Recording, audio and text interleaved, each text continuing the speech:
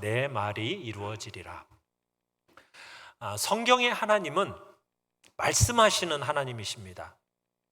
하나님은 여러 세대에 여러 방법으로 말씀해 오셨어요. 선지자들을 통해서도 말씀하셨고 또 꿈과 환상을 통해서도 말씀하셨으며 때로는 친히 나타나기도 하셨고 때로는 천사들을 통해서도 말씀하시기도 하셨습니다. 기독교의 하나님은 항상 말씀을 주시는 하나님이십니다. 그리고 그 말씀 속에는 약속이 있고 그 약속을 성취하심으로써 당신의 신실하심, 당신의 전능하심을 보여주셨죠.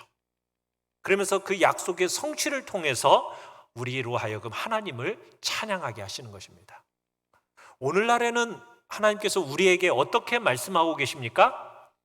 오늘날에는 기록된 성경 말씀을 통해서 우리 안에 계신 성령님께서 이 진리의 말씀을 조명하여 주심으로써 우리로 하여금 하나님의 복된 음성을 듣게 하십니다.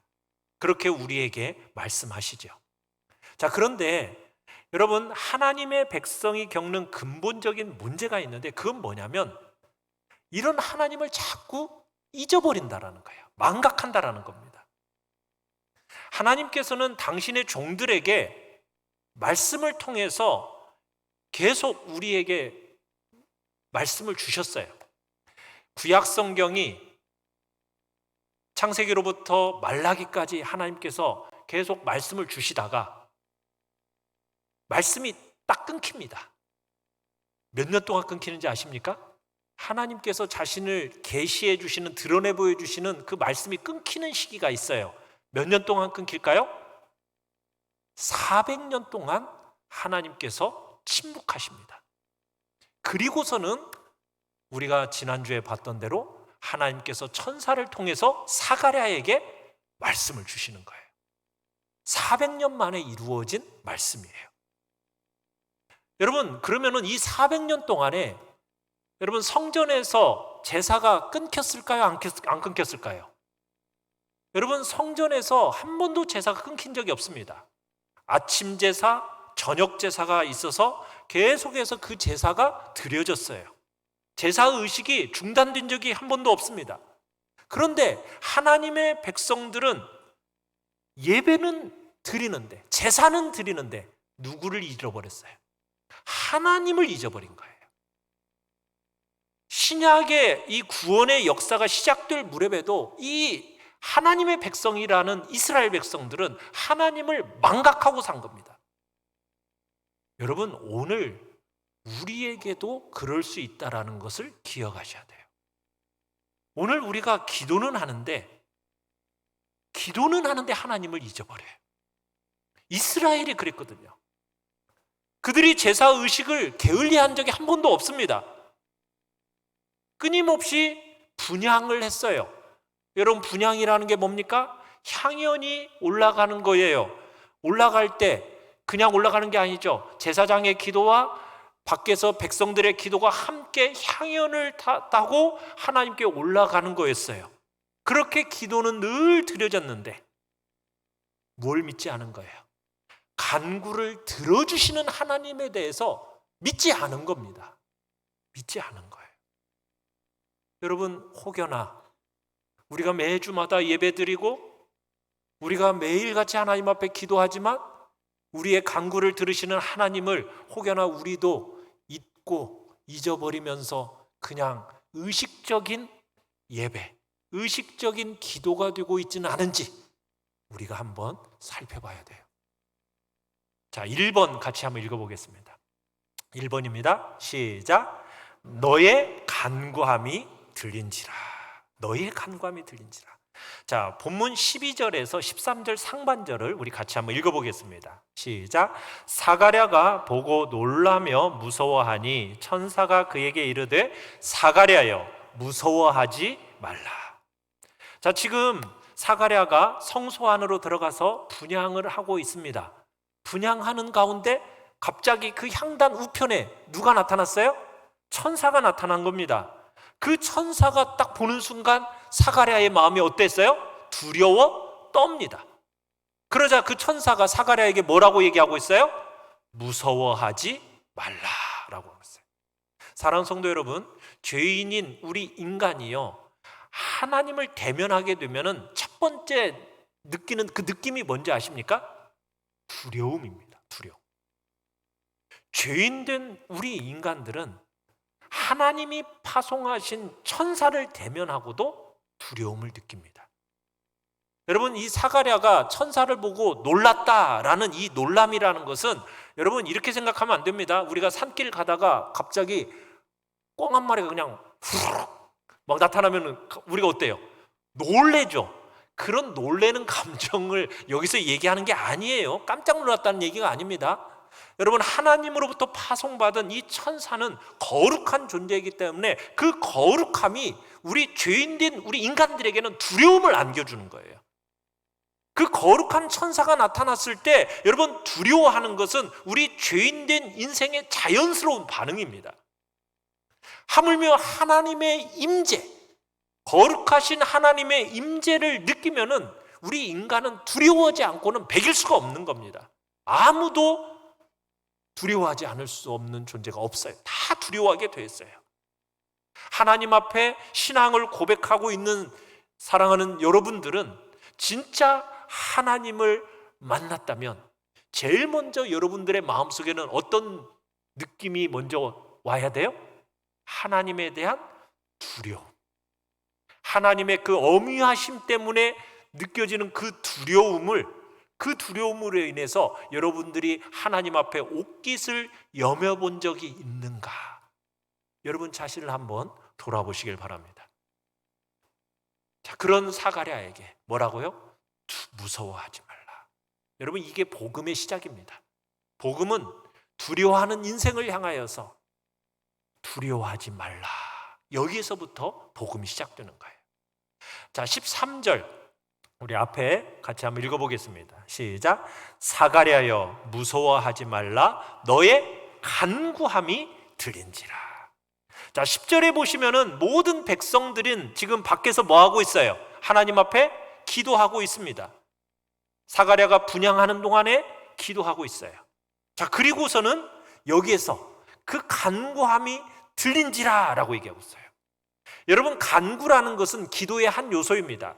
우리가 하나님 앞에 기도를 드릴 때 그 기도에는 여러 가지가 있어요. 기도를 통해서 감사할 수도 있고요, 기도를 통해서 찬양할 수도 있고요, 기도를 통해서 우리의 죄를 회개할 수도 있습니다.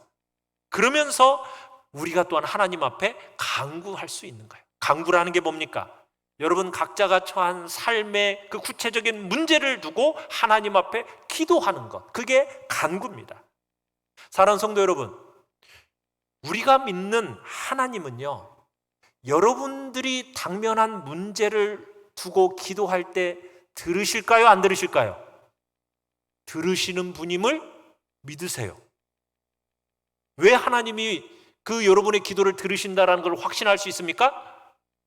하나님이 여러분을 창조하셨을 때 뭐 만드셨어요? 귀를 만드셨어요. 귀를 만드셨다는 것은 하나님께서 우리 기도를 뭐 하시는 분이다? 들으시는 분이다라는 것을 보여주는 겁니다. 여러분, 창조주 하나님은 피조물들에 대해서 항상 관심을 갖고 계세요. 여러분, 부모가 여러분의 자녀가 당하고 있는 어떤 고통, 그 고통이 어떻게 다가옵니까? 부모의 마음속에 친한 고통으로 함께 다가오지 않습니까? 마찬가지예요. 하나님께서는 선하신 분이십니다. 선하신 창조주이세요.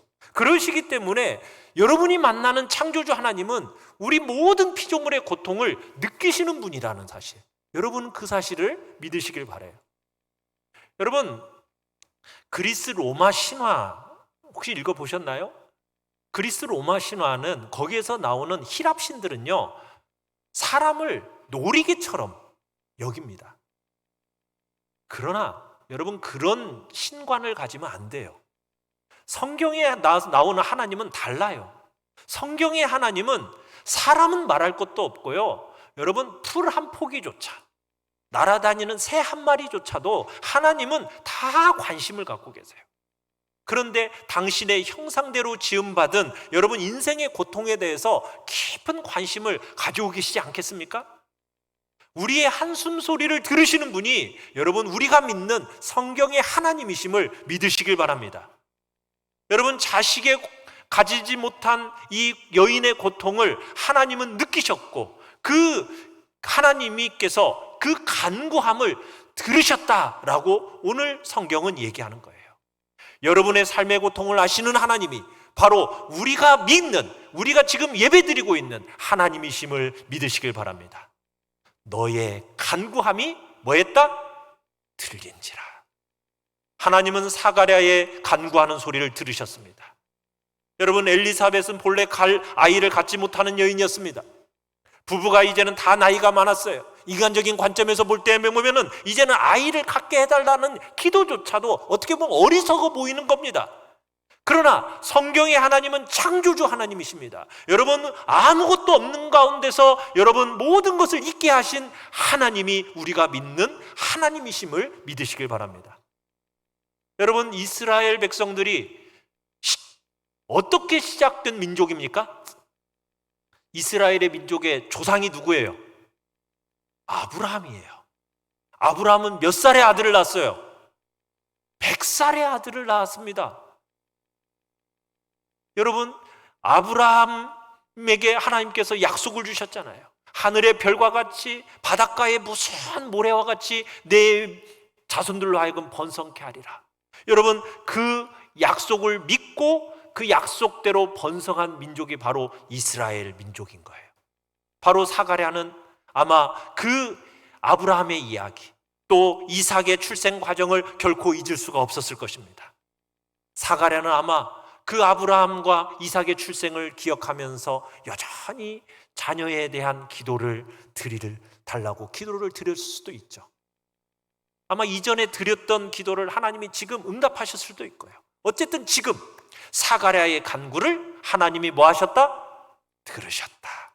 지금 천사가 말하고 있어요.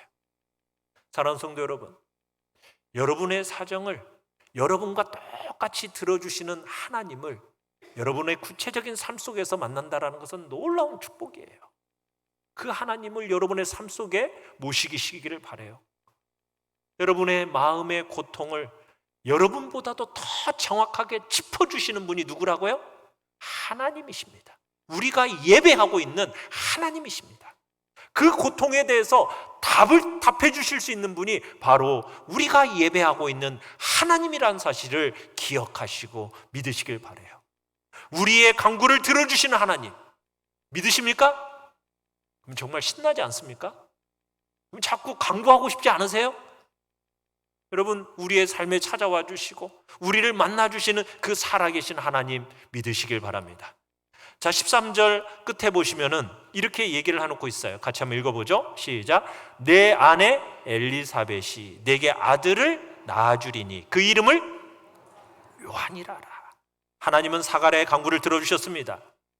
여러분의 간구를 들어주시는 하나님, 그분을 우리가 예배하고 있음을 믿으시길 바랍니다. 남모르는 고통 여러분 가지고 계십니까? 그 문제를 들어주시는 하나님 앞에 아뢰시기를 바랍니다. 여러분의 간구가 하나님께 그대로 들려질 것입니다. 자, 2번을 같이 한번 읽겠습니다. 2번 시작. 주를 위하여 세운 백성을 준비하리라. 자, 14절 오늘 본문 14절을 같이 한번 읽어보겠습니다. 시작.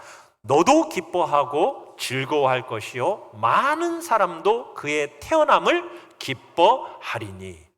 자, 요한이 태어남으로 인하여서 기뻐할 것이다. 그런데 많은 사람들이 기뻐할 거다라고 얘기를 하고 있어요. 왜 요한이 태어나는 것이 기쁜 일이 되느냐? 그것은 세례 요한이 태어남으로 인해서 그가 길을 준비하면은 우리의 죄를 용서해 주시는 예수 그리스도께서 오실 것이기 때문입니다. 사가랴가 기뻐한 이유도요, 단순히 그냥 노년의 아들이 태어나서가 아니에요. 하나님의 새 역사가 이 아들을 통해서 시작되기 때문에 기뻐하고 있는 겁니다.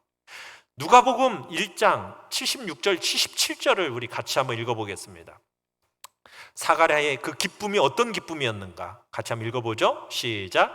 이 아이여, 내가 지극히 높으신 이의 선지자라 일컬음을 받고 주 앞에 앞서가서 그 길을 준비하여 주의 백성에게 그 죄사함으로 말미암는 구원을 알게 하리니. 이 예언을 자기 아들이 감당하게 된다는 사실로 인하여서 사가랴는 기뻐했던 겁니다. 그러니까 천사는 단순히 사가랴는 그냥 아들이 태어난다 이걸로 기뻐한 게 아니에요. 하나님의 예언이 이 아들을 통해서 이루어질 거라는 그 기쁨. 그러면 천사는 사가랴에게 왜 사람들은 이 요한을, 이 아들을 통해서 기뻐할 것인지, 그가 누구인지, 요한의 신분에 대해서 설명을 하고 있는데 15절에 보시면은 성경은 요한의 신분에 대해서 이렇게 얘기를 하고 있어요. 그가 주 앞에 어떤 자가 될 거다? 큰 자가 된다. 큰 자가 된다. 주 앞에 큰 자다. 요한의 탁월성을 얘기하면서 그가 맡은 사역 때문임을 17절 끝에 가보시면 이렇게 얘기하고 있어요. 17절 앞에 보면 이렇게 얘기했어요. 그가 또 엘리야의 심령과 능력으로 주 앞에 먼저 와서. 왜 지금 요한이 다른 사람들에서 기뻐하느냐? 주 앞에 큰 자요? 주 앞에 어떻게 온 자다? 먼저 온 자이기 때문이라는 거예요. 그러니까 요한은 주님이 가시는 길에 먼저 가서 주님이 걸을 수 있도록 그 길을 예비하는 일을 하는 사람이라는 거예요. 그래서 사람들로 하여금 주님의 그 오심을 생각나게 하는 그 사람, 그 일이 바로 요한의 사역이었다는 겁니다. 그러면서 16절에 요한의 사역을 또 이렇게 설명합니다. 16절 같이 한번 읽어볼까요? 앞에 시작. 이스라엘 자손을 주 곧 그들의 하나님께로 많이 돌아오게 하겠습니다. 자, 누구를 많이 돌아오게 한대요? 이스라엘 자손을 그들의 하나님에게로 많이 돌아오게 한다. 여러분, 이 말씀을 한번 좀 곰곰이 생각해 보세요. 곰곰이 생각해 보세요. 좀 이상하지 않으세요? 아니, 지금 누구를 돌아오게 한대요? 하나님께로. 이방 사람들을 돌아오게 한다는 것이 아니라 하나님의 언약 백성인 이스라엘 자손을 하나님께로 돌아오게 하겠다. 이렇게 얘기하고 있는 거예요.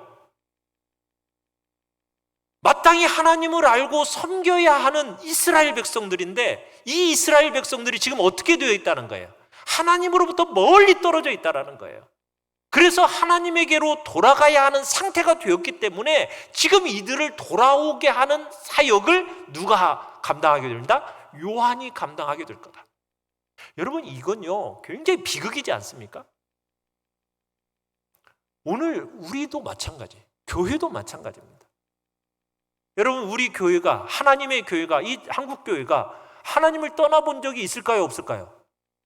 하나님을 떠나본 적이 없다라고, 단 한 번도 없다라고 생각할 거예요. 그렇지 않습니까? 내가 항상 예배 드리고 있는데 나는 하나님을 떠난 적이 없어. 자, 그런데 무슨 얘기예요? 예배는 드리는데 참 예배가 없어졌다라는 거예요. 하나님을 향해 부르짖기는 하고 있는데 뭐예요? 하나님을 잊어버렸다라는 거예요. 하나님을 향해서 기도는 한다고 기도하는데도 불구하고 기도를 들으시는 하나님에 대해서 잊어버리고 있다라는 거예요. 여러분, 이게 당시 이스라엘만의 문제가 아니라 오늘날 우리의 문제예요. 교회의 문제예요. 이제 우리로부터 생각을 돌려서 여러분, 하나님을 기억해야 할 시간입니다. 여러분, 하나님을 기억해내야 됩니다. 우리가 지금 예배를 드리는데 이 예배의 자리에서 여러분 누구를 생각하고 계시냐는 거예요. 하나님을 생각해야 되죠. 여러분의 신분에 합당하게 우리의 마음이 하나님께로 향해야 한다는 얘기입니다. 지금 여러분의 마음은 하나님께로 향하고 계십니까? 세례 요한의 사명은 하나님의 백성을 하나님께로 돌이키는 거라는 거였어요. 다른 말로 말하자면 영적인 회복을 이야기하고 있는 것이죠. 이게 요한의 주된 사명이었습니다. 하나님과 인생과의 관계가 지금 어떻게 되어 있어요? 하나님을 섬긴다고 말은 하면서도 그 마음에 하나님을 섬기기보다 자기 욕망을 따르고 있다라는 거예요. 여러분, 그것은 우상 숭배입니다. 예배당에 나와 있지만 예배 드린다고 하면서 이 예배를 통해서 자신의 욕망을 성취시키고자 한다면 여러분, 그것은 하나님 앞에 예배 드리는 것이 아니라 그것은 우상 숭배라는 거예요. 사랑하는 성도 여러분, 여러분이 섬기고 있고 여러분이 예배하고 있고 여러분에게 말씀하시는 하나님이 어떤 분인지를 여러분은 잘 알아야 돼요. 그리고 그 하나님을 섬겨야 그게 참된 예배인 것입니다. 사랑하는 성도 여러분, 우리가 하나님을 알아가고 하나님에 대해서 배우게 되면 여러분, 우리의 삶이 달라지게 돼요. 오늘 우리가 주일날 예배에 와서 정말 하나님 앞에 예배했어요. 그러면 그 예배를 드린 힘으로 여러분, 주중의 삶을 살아가면서 우리를 통해서 하나님의 아름다운 향기가 드러나야 될 거 아니겠습니까? 발해야 되는 겁니다. 하나님의 백성은 결코 하나님의 이름을 잊어버리지 않는 사람들이 돼야 돼요. 하나님을 섬긴다고 하면서도 여러분, 여전히 나의 욕망만을 쫓아가고 살아가고 있다라면 그것은 문제가 되는 것입니다. 지금 이스라엘 백성들이 처한 상황이 그런 상황이었던 거예요. 그 민족을 돌이키는 것이 바로 요한의 사명이었던 거죠. 여러분, 17절 끝에도 한번 가보시면은 이렇게 얘기를 하고 있어요. 주를 위하여 세운 백성을 준비하리라. 주를 위하여 세운 백성을 준비하리라. 그러니까 세례 요한의 궁극적인 사역의 목적은 무엇이냐면 주님을 맞이하기에 합당한 사람들을 준비시키는 겁니다. 주님의 쓰임에 합당한 사람들을 준비시키는 것이 바로 세례 요한의 사역이었고 궁극적인 이 땅에 오는 목적이었다는 거예요. 여러분, 우리가 해야 하는 사역과 여러분 크게 차이가 나지 않죠. 여러분, 우리가 이 땅에 살아가는 삶의 이유와 목적이 무엇입니까? 하나님을 위해서 여러분 무슨 일을 하는 겁니까? 하나님의 일을 한다는 것은 구체적으로 하나님에게서부터 멀어진 그 사람을 다시 하나님에게로 돌아오게 하는 것이 바로 하나님의 일인 거예요. 이 일을 위해서 우리가 매주일 예배드리고 있는 것이고 예배를 통해서 우리가 힘을 얻어서 세상을 살아가는 거 아니겠습니까? 코로나 이후로 많은 사람들이 가나안 성도가 됐어요. 가나안 성도가 뭔지 아시죠? 거꾸로 해보세요.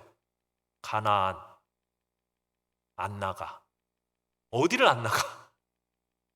믿는다고 하면서 교회를 안 나가. 이런 성도가 지금 한국 교회에 많아졌어요. 코로나 이후로. 그리고는 뭐 하고 있어요? TV 앞에 앉아 있어요.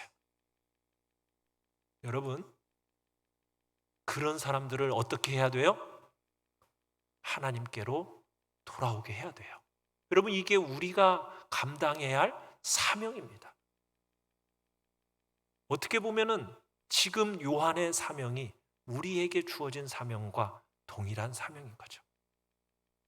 하나님의 잃어버린 백성들을 주님께로 돌아오게 하는 일이 우리의 사역인 줄 알고 요한의 사명들 우리가 충성스럽게 감당하겠다고 결단하시길 바라요. 자, 3번을 읽겠습니다. 3번. 시작. 엘리야의 심령과 능력으로.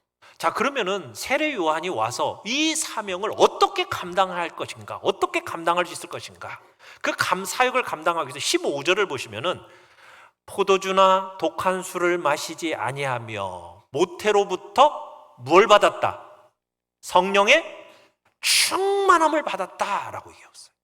여러분, 이 사역은 자연적인 충동에 의해서 이루어지는 것이 아니라 무엇으로만 가능한 거다? 성령의 충만함을 입어서 사역해야만 가능하다는 것을 얘기하는 거예요. 모태로부터 시작해가지고 그의 삶의 전부가 성령의 충만함을 입어서 그 임무를 감당할 수 있었다라고 성경은 기록하고 있는 것입니다. 오늘 교회에게 있어서도 동일합니다. 여러분, 우리에게 있어서 중요한 게 뭡니까? 하나님의 능력에 사로잡혀야 되는데 우리가 그 능력에 사로잡히지 못한 데 문제가 있는 것입니다. 여러분, 우리가 하나님의 능력에 사로잡히면 보통 사람을 놀랍게 바꿔버리는 그 맡겨진 사역을 감당하는 놀라운 역사가 일어나게 되는 것입니다. 사람을 하나님께로 돌아키게 하는 일, 여러분, 영적으로 죽어있는 사람을 살리는 일은 우리 인간의 힘으로 할 수 있는 일이 아니에요. 그 일은 누구의 능력으로 가능합니까? 우리의 능력으로는 도무지 불가능하지만 오직 성령으로 이 일이 가능한 거예요. 그렇기 때문에 우리는 무엇을 구해야 됩니까? 성령의 충만함을 구해야 돼요. 그래서 17절을 보시면은 누구의 심령과 능력으로? 엘리야의 심령과 능력으로 이렇게 표현하고 있어요. 엘리야의 심령이라는 것은 엘리야의 영, 그리고 엘리야의 능력. 여러분, 엘리야의 영과 엘리야의 능력이라는 것은 뭘 의미하는 것이겠습니까? 영과 능력은 항상 같이 와요. 바로 성령과 능력을 얘기하는 겁니다. 그러니까 사역을 감당하기 위해서는 하나님께서 엘리야에게 부어주셨던 그 성령과 그 성령의 능력이 필요하다는 얘기예요. 여러분, 엘리야가 어떤 사람이었어요? 엘리야는, 여러분, 아합 왕이 엘리야를 찾아와가지고 뭐라고 얘기하냐면 이스라엘을 괴롭게 하는 자여 너냐? 이렇게 얘기하니까 엘리야가 아합을, 왕을 향해서 이렇게 대꾸를 하죠. 내가 이스라엘을 괴롭게 하는 것이 아니라 너와 너의 아버지의 집이 괴롭게 했다. 이것은 여호와의 명령을 버렸고 당신이 바알을 따랐기 때문이라고 하면서 아주 대놓고 꾸짖습니다. 여러분, 이게 쉬운 일일 것 같아요? 절대 왕권 시대 속에서 왕을 향해서 그렇게 꾸짖는다라는 것은 여러분 자기 목숨 거는 일이에요. 그런데 누가 똑같이 이 일을 했어요? 세례 요한이 똑같이 그 일을 했어요. 세례 요한이 그 당시에 왕인 헤롯 왕을 향해서 뭐라고 얘기해요? 당신이 당신 동생의 아내를 취하는 것은 옳지 않습니다 하고 대놓고 얘기하니까 헤롯이 어떻게 해요? 감옥에다 가둬버리거든요. 권력 앞에서도 굴하지 않고 담대할 수 있었던 이유가 무엇이겠습니까?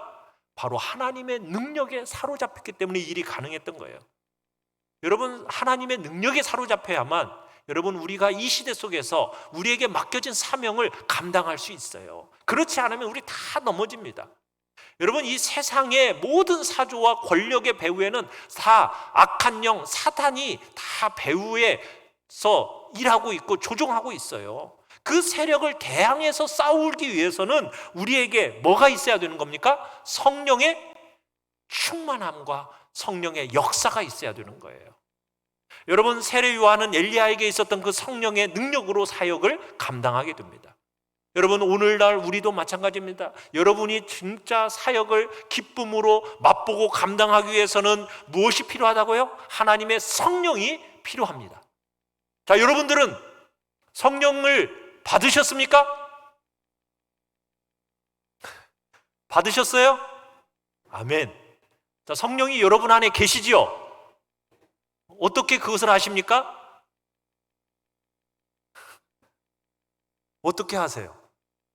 내가 예수님을 주로 인정하고 있다라는 것은 내 안에 누가 계시다는 거예요? 성령님이 내 안에 계시다라는 거예요. 예수님을 주님으로 인정하지 못하는 이유는 뭐냐면 성령이 안 계시면 인정할 수가 없어요. 근데 내가 예수 그리스도를 주로 인정하고 그분을 내가 이제 순종하며 살아가겠다라는 마음의 결단이 있다라는 것은 여러분 안에 누가 들어와 계시다라는 겁니까? 성령님이 들어와 계시다라는 거예요. 그런데 성령님이 들어와 계시는 것만으로는 충분해요? 충분하지 않아요? 충분하지 않아요. 그래서 지금 뭘 얘기하고 있어요? 성령의 충만함을 얘기하고 있는 거예요. 성령님께서 나를 사로잡으시고 나를 주장하시고 나를 성령께서 이끌어 가시도록 나를 온전히 내어드리는 그 일이 있어야 된다는 거예요. 자, 그러면은 이 사역을, 세례 요한의 사역이 제대로 감당하기 위해서는 성령이 오셔야 되고 성령의 충만함이 필요한데 그 사역을 제대로 감당하도록 하기 위해서 뭐 어떻게 해야 되는지를 누가복음 11장에서 이렇게 얘기하고 있어요. 먼저 11장 9절로 10절을 우리 같이 한번 읽어보겠습니다. 시작. 내가 또 너희에게 이르노니 구하라 그러면 너희에게 주실 것이요 찾으라 그러면 찾아낼 것이요 문을 두드리라 그러면 너희에게 열릴 것이니 구하는 이마다 받을 것이요 찾는 이는 찾아낼 것이요 두드리는 이에게는 열릴 것이니라. 구하라, 찾으라, 문을 두드리라 막 연거퍼서 막 각절마다 이렇게 반복하죠. 왜요? 강조하는 거예요. 뭐 하면? 구하면 어떤 일이 있게 된다? 받게 된다는 거예요. 뭘 받을까요? 자, 우리 누가복음 11장 11절로 13절 같이 한번 읽어보겠습니다. 시작. 너희 중에 아버지 된 자로서 누가 아들이 생선을 달라 하는데 생선 대신에 뱀을 주며 알을 달라 하는데 전갈을 주겠느냐? 너희가 악할지라도 좋은 것을 자식에게 줄 알거든. 하물며 너희 하늘 아버지께서 구하는 자에게 뭘 주시지 않겠느냐? 성령을 주시지 않겠느냐? 여러분들이 성령의 충만함을 구하면 하나님이 주실까요? 안 주실까요? 믿으세요? 여러분, 주십니다. 하나님의 자녀들에게 하늘에 계신 아버지께서 너희가 구하면 주십니다. 성령의 충만함과 성령의 능력을 여러분들에게 부어주심을 믿으시길 바라요. 구하십시오. 하나님 앞에 구하십시오. 이 세상은 내 힘으로 살아갈 수가 없습니다. 이 세상을 살아갈 수 있는 힘은 하나님의 능력에 사로잡혀야 할 때만 가능한데, 여러분, 우리가 그렇게 성도답게 살아갈 수 있는 유일한 방법은 성령의 충만함을, 성령의 주장하심을, 여러분, 성령이 나를 온전히 통치하고 다스리심을 구하십시오. 하나님이 주십니다. 그런 성령의 능력으로 감당할 때 이 세상을 하나님의 자녀답게 살아갈 수 있는 것입니다. 4번을 같이 한번 읽겠습니다. 4번 시작. 때가 이르면 내 말이 이루어지리라. 자, 엘리사벳은 아이를 낳지 못하는 여자로 알려져 있었어요. 이미 나이도 많아요. 인간적인 관점에서 자식을 낳을 수가 없습니다. 거기다가 사가랴도 어때요? 늙었어요. 자, 하나님이 천사를 통해서 사가랴에게 네 아내 엘리사벳이 임신할 거다, 너한테 아들을 낳아줄 거다. 자, 이 약속을 믿을 수 있어요, 없어요? 믿을 수가 없어요. 여러분, 그런데 이 말씀을 하시는 분이 누구예요? 천사라는 것은 누구를 대변하는 대변하는 존재입니까? 하나님을 그러니까 지금 전능하신 하나님이 말씀하고 계시는 거예요. 여러분, 항상 우리 자신의 상황이나 우리의 문제에서 항상 출발을 해요. 그런데 나를 도와줄 사람이 아무도 이 세상에 없다라고 생각이 되면 우리는 금방 포기해버리는데, 여러분, 전능하신 하나님을 믿는 우리는 절망은 없습니다. 절망할 수 없어요. 마태복음 19장 26절을 우리 같이 한번 읽어보겠습니다. 시작. 사람으로는 할 수 없으나 하나님으로서는, 믿으십니까? 사람으로는 할 수 없지만 누구로서는? 하나님으로서는 다 하실 수 있음을 믿으시길 바랍니다. 우리가 믿는 하나님이 어떤 하나님이니까요? 전능하신 하나님이니까. 여러분, 우리라면 여러분 사가랴와 같은 말을 여러분들이 그 성소에 들어가서 들었다 하면 여러분 어떤 반응을 보이시겠어요? 아멘, 믿습니다 하고 반응하시겠어요? 어떻게 반응하시겠어요? 여러분이 사가랴의 처지가 되어서 한번 여러분의 귀로 하나님의 약속을 성소 안에 들었다고 한번 가정해 보세요. 사가랴의 반응을 이해한다는 것이 한결 쉬울 겁니다. 여러분 18절 같이 한번 읽어보겠습니다. 18절 시작. 내가 이것을 어떻게 알리요? 내가 늙고 아내도 나이가 많으니이다. 무슨 얘기인지 아시죠? 여기 60세 70세 되신 분들 임신한다고 하면은 믿으시겠어요? 네. 여러분, 인간의 상식적으로 생각해 볼 때 이게 어때요? 인간적인 관점에서 볼 때 이게 당연한 대답이에요. 그렇지 않습니까? 자신의 처지를 생각해 볼 때 이게 합당한 반응이라고, 인간적인 상식으로 생각해 볼 때 이건 지당한 반응이에요. 그러나 우리 신앙인은 매사를 인간적인 관점에서 파악하는 사람이 아닙니다. 신앙인은 하나님의 그 약속의 성취 여부를 자신의 형편에 따라서 가늠하는 사람이 아닙니다. 사가랴의 대답을 살펴보면 아주 조리 있는 답변이에요. 사가랴의 이성이 미치는 곳마다 가서 정말 낱낱이 여러분 살펴보면 대답은 불가능한 거예요. 그러나 신앙이라는 것은 뭡니까?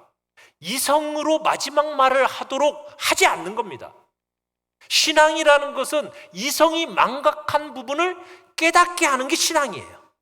여러분, 천사의 대답을 한번 들어볼까요? 19절입니다. 시작. 나는 하나님 앞에 서 있는 가브리엘이라. 이 좋은 소식을 전하여 내게 말하라고 보내심을 받았노라. 나는 뭐라고요? 하나님 앞에 서 있는 가브리엘이다. 지금 이 놀라운 소식을 전해주는 사람이 누구인데? 천사, 하나님 앞에 선 천사인데 이걸 다시 기억나게 해주는 거예요. 놀라운 소식 앞에 사가랴는 지금 내가 누구 앞에 있는지를 잊어버리고 있는 거죠. 천사를 보내서 지금 말씀하고 계신 분이 누구인지를 지금 생각하지를 못하고 있는 거예요. 하나님을 잊어버린 겁니다. 사랑하는 성도 여러분, 성경을 통해 우리에게 말씀하신 하나님이 어떤 분이신지를 여러분 꼭 다시 한번 기억해내시길 바랍니다. 하나님의 약속, 여러분 깊이 생각해 본 적이 있으세요? 그 약속하신 분이 위대하시고 신실하시고 전능하신 분이라는 것을 한번 깊이 묵상해 보십시오. 신앙은 약속하신 분을 믿는 겁니다. 오늘도 여러분이 사도신경으로 우리의 신앙을 고백했잖아요. 새벽마다 우리는 그 사도신경을 매일같이 고백을 해요. 뭘 고백을 합니까? 내가 믿는 분이 어떤 분인지, 전능하사 천지를 만드신 하나님 우리가 믿지 않습니까? 우리가 믿는 대상이 누구인지를 여러분 고백할 때마다 여러분 내가 믿는 하나님, 정말 나를 지으시고 나를 향하여 신실하신 그 하나님 어떤 분인지를 여러분들의 마음속에 깊이 깊이 생각하면서 여러분 그 하나님에 대한 고백을 해나가시길 바라요. 여기 우리 같은 연약한 인간들을 위한 근데 놀라운 위로가 또 있어요. 뭐냐면 20절 읽어보겠습니다. 20절 시작. 보라, 이 일이 되는 날까지 내가 말 못하는 자가 되어 능히 말을 못하리니 이는 네가 내 말을 믿지 아니함이거니와 때가 이르면 내 말이 이루어지리라. 여러분 불신하면 하나님의 신실하심이 실패할까요? 그렇지 않다라는 거예요. 사가랴의 불신에도 불구하고 하나님은 당신의 약속을 무효화시키지 않으셨습니다. 하나님의 말씀은 정하신 때에 우리의 불신을 넘어서 다가오는 거죠. 그렇지만 조심하셔야 돼요. 불신하는 사람에게는 하나님의 크신 역사의 성취에서 누릴 수 있는 축복에서 제외가 되니까 여러분 불신하지 마십시오. 사가랴는 하나님의 역사가 있을 때까지 뭐 하는 자가 됐어요? 말 못하는 자가 돼요. 사가랴처럼 안타까운 그런 처지에 놓이지 않기를 바랍니다. 여러분 하나님의 말씀을 액면 그대로 믿으시기를 바랍니다. 하나님의 말씀에 사로잡히십시오. 세상이 감당치 못할 증거들을 여러분들을 통해서 흘러가는 역사가 있기를 바라요. 여러분 사가랴의 불신앙에 대한 어떻게 보면 20절은 처벌의 말씀이기도 하지만 어떻게 보면 하나님의 선하신 배려가 이 속에 내포되어 있어요. 마음대로 말하지 못하니까 답답하긴 하겠지만 그건 하나님의 역사를 묵상할 기회가 되었고 동시에 하나님의 계시를 보존할 수 있는 방편이 되었던 것이죠.